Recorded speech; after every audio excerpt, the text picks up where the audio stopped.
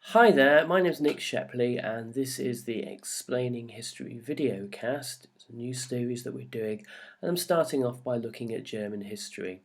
Now, typically when we think of German history, it's instinctive to leap forward and look at Nazism, and I'm sure the picture that I've got on the slide doesn't really help with this. It encourages us to do that. However, what we have to understand that if we're going to understand the phenomenon of Nazism, there are some long historical roots that go back deep into the German past. Now, probably for the exam that you're likely to be sitting, if you're sitting one in the UK or even in the US, you're unlikely to be required to delve back further than really the year 1871. We're going to go in this podcast all the way back to 1815 and from there work our way forwards. So if you listen to this, the purpose of this episode will be to help you contextualize your thoughts and to help you to contextualize the later events that surround Nazi Germany. Now, the whole of the 19th century for Germany could be seen as a process of unification, really from 1815 through to 1871, with a midpoint in the middle in 1848, where it became aware to all parties involved that unification without the use of Prussia's military was going to be largely ineffective. But let's go back to 1815. In 1815, the dominant power in Europe, France, had been defeated under Napoleon. Napoleon Bonaparte had fought wars for the previous 2 decades, from Spain to Egypt and into Russia. In 1812, he invaded Russia, and this was what defeated really him and the remaining attempts by France to export her revolution across the continent. And 3 years later, the British and the Prussians fought Napoleon at Waterloo, and the knowledge that the Russian army was on the way fairly shortly afterwards really decided the battle for him. The outcome of the end of the French Revolutionary Wars was that France and her revolutionary ethos had been defeated, and a new period of conservatism was ushered in across Europe. And the 2 dominant powers that decided this were Austria and Russia. Prussia was the second most dominant of the Germanic speaking powers in Europe, but really played up until 1848 second fiddle to the Austrians. Now, between 1815 and 1848, there was a move between the great powers of Europe, particularly on the part of Austria and Russia, to clamp down on anything that seemed remotely revolutionary at all. The dominant ideology in the revolutionary movements across the continent at this time was liberalism. Liberalism and which had a kind of a meeting with nationalism. Now, the reason why Austria and Russia didn't wish to see a resurgent revolutionary ideology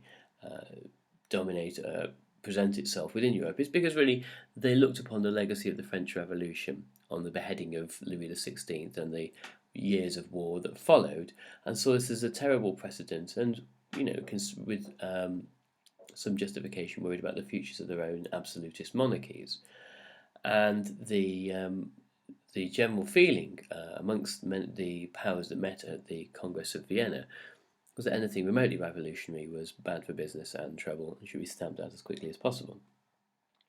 So the result was that nationalist movements that were based around the idea of uniting people of a certain language or culture into nation states, as had happened in other parts of Europe, these movements were frowned upon, and in places like Italy, in Poland, in Hungary, and in the Germanic states were in many ways oppressed and criminalised.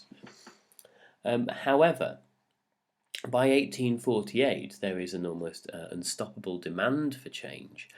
In the couple of years before 1848, there had been a Europe-wide famine.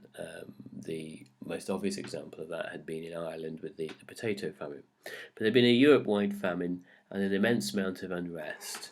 And in 1848, pan-European revolutions break out. Now, the revolutions are not particularly coordinated. They are localized responses to hardship and famine, and they represent deep-seated and long-term resentments against the dominant autocratic powers that managed to hold down much of the continent. In places like Italy, for example, Austria Austria dominated the various Italian states, and the Italians were anxious to see the back of the Austrians, reviling them as a oppressive power. A revolutionary parliament establishes itself in Frankfurt and attempts to create a unified Germany by appealing to the various peoples across the Germanic states, from Bavaria in the south to Prussia in the north, to unite. However, after 18 months or thereabouts of attempting to hold together this new government, it eventually fails. The hope that the Parliament will manage to get the Prussian crown to become a constitutional monarchy and become a constitutional monarchy of a new German state fails miserably.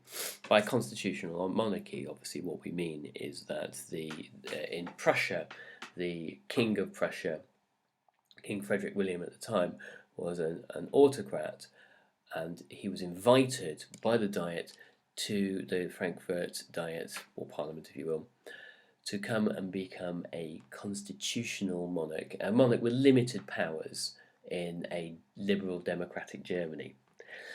The Prussian army eventually put down the Frankfurt Diet, and the 1848 revolution essentially fails here. In the inability to get the army on side, and the inability to get the Prussian monarchy on side, meant that the liberal democratic model of a potential future Germany died at that juncture.